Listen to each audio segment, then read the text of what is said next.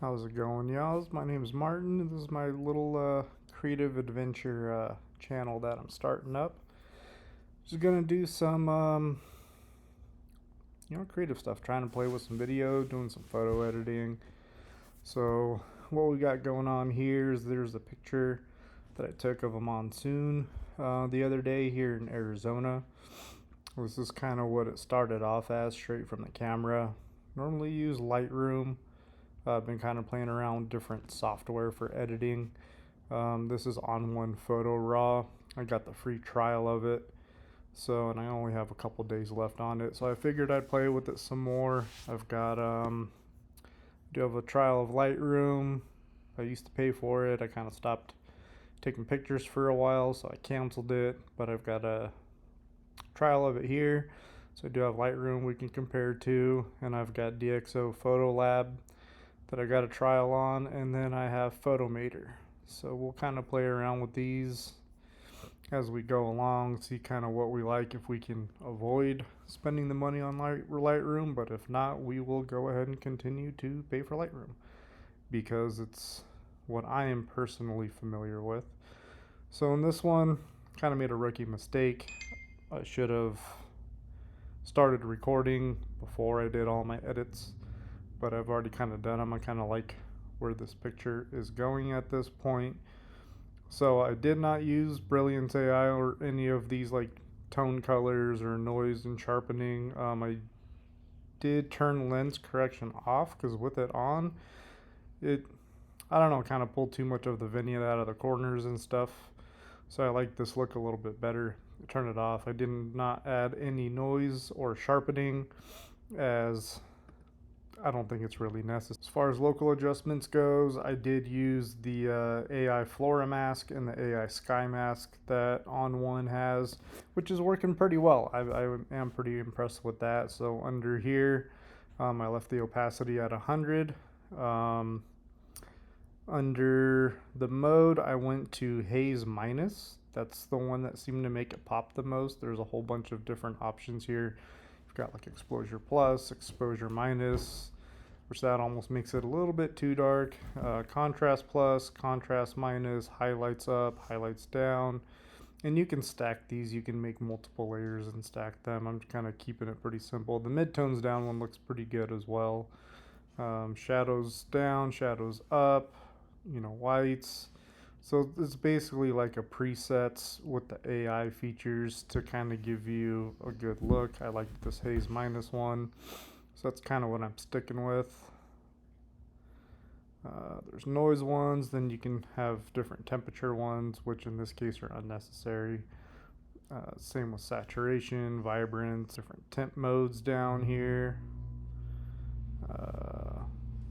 Tobacco one, black and white, HDR, magic eye, more tints, toothbrush, and then you can actually, looks like, make your own styles, which we might play with that in the future. So let's see. So on this one, I did push the exposure up just a hair. Might push it up just a hair more. Actually, not on that one because that's the flora down at the bottom. So push that back up to like right there. Maybe increase contrast, decrease, increase it a little bit. I was kind of aiming for with this shot is there's this pathway right here that comes off to the right, you can kind of see, and then there's this other pathway in between the brush right here, which kind of leads you into the base of where the micro burst is coming down right here and then moving into the clouds. We get in the beginning of monsoon here in Arizona, so it's starting to look pretty. Just gotta try and catch the storms, which can be a little tricky. Let's see, we can play maybe a little bit with the contrast. We'll leave that as is. Let's see, highlights.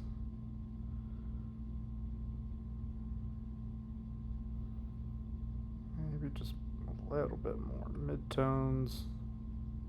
Kind of want to keep this bottom a little bit on the darker side. Shadows, just reset that. I like that there. Bring up the whites a little bit. Saw a tip from another YouTube channel, don't remember who it was, but he always recommended to bring down the highlights and push up the whites, which kind of gives your photos a little bit more pop. So we're going to kind of try that. Pull the haze down a little bit on this one. Kind of like that look. Don't have to worry about noise. I believe this was shot at like ISO 100, so there shouldn't be very much noise. The camera does a pretty good job with that. So that's the flora adjustments. And then if we go to AI sky, I brought the opacity down to 40. I don't have any specific look on this one that I had.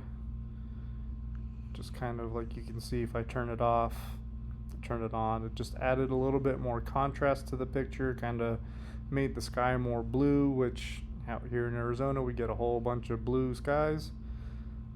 You know, add some contrast into the highlights in the middle. Brought the highlights pretty much all the way down, brought the whites up. You can see how it just kind of makes it pop a little bit. Brought the shadows down to give it some more contrast and detail. Go just a hair more there. Let's see the midtones. Bring those down a little bit too. Same thing, brought the haze down here a little bit. And other than that, didn't really mess with it too much there. So we can kind of see the before and after. So we can kind of see this is what the original raw photo was. And this is where we're at. I'd say that's pretty good. Might even make a print out of it. I will be trying to make some videos. I do have a Canon printer, the Pro 200, and gonna be playing around with that some more too. I got a little photo book idea and stuff I want to do.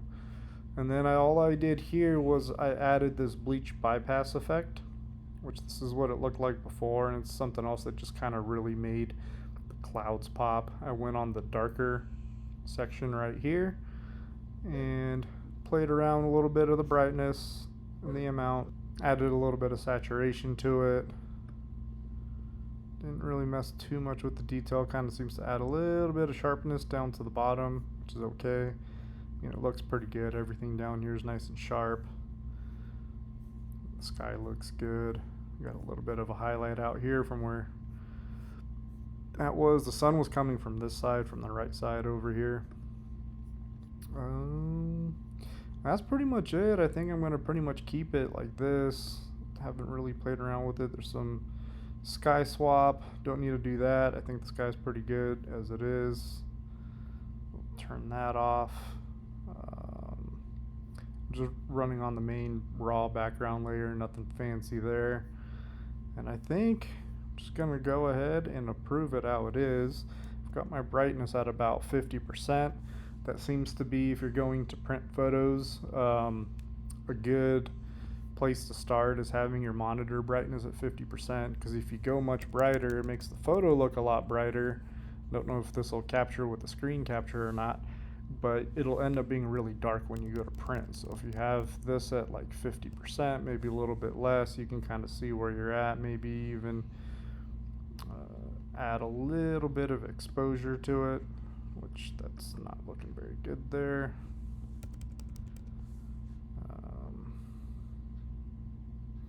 We can always add brightness in the Canon software for the print itself. So let's see, what did I mess with here? Yeah, we'll leave it right there. So I'll go ahead and approve this right there, and then we can go to export. And in the export settings, I'm gonna name this.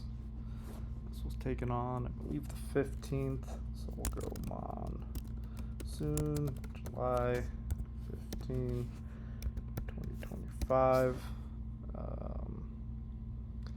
We're going to choose a folder. I'm going to put this. We can do this in the 4-print one. That'll be fine on my. What's on my desktop?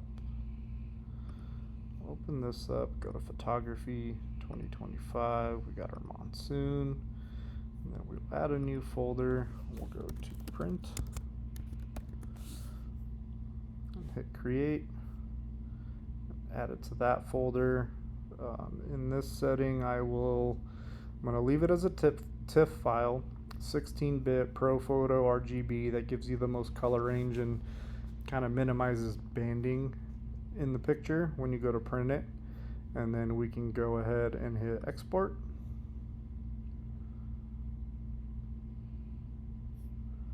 And then what I will go into Finder, just make sure that it's there. So click on the drive, photography 2025 Monsoon. You should have the folder down here at the bottom to print. And there it is. So if we open it up, there's our TIFF file so that we can print it. And then what I'm also going to do is export another copy of it. We will put it into a different folder. So click back here, add a new folder, and we'll just put social media. So I can upload that to like my Facebook and my Instagram. I'll hit open, and for here we'll go down. I'm going to save this as a JPEG, highest quality. Same thing, we can do ProPhoto RGB. I don't think that's going to really matter as much. It just might be a little bit bigger of a file size. And then go ahead and hit export. Check our Finder again. Go to social media, and there it is. So now I can take it and upload it to my Instagram and stuff. And that's it. That's On1PhotoRaw. It's got a lot of cool features in it. It's something I'm still learning. I'm still new to this software. It seems to run pretty well. I'm on a 14-inch MacBook Pro, just base model. Nothing crazy. Got a good deal on it, so that's what we're going with. And that's about it. I mean, I appreciate everybody watching. If y'all can, subscribe, like, do the usual stuff that everyone asks for, I'd appreciate it. If not, no big deal. I do appreciate your time. And if you guys have any comments or questions or advice on how to use the software, I would appreciate it if you guys left a comment in the comment section. Other than that, y'all have a good one.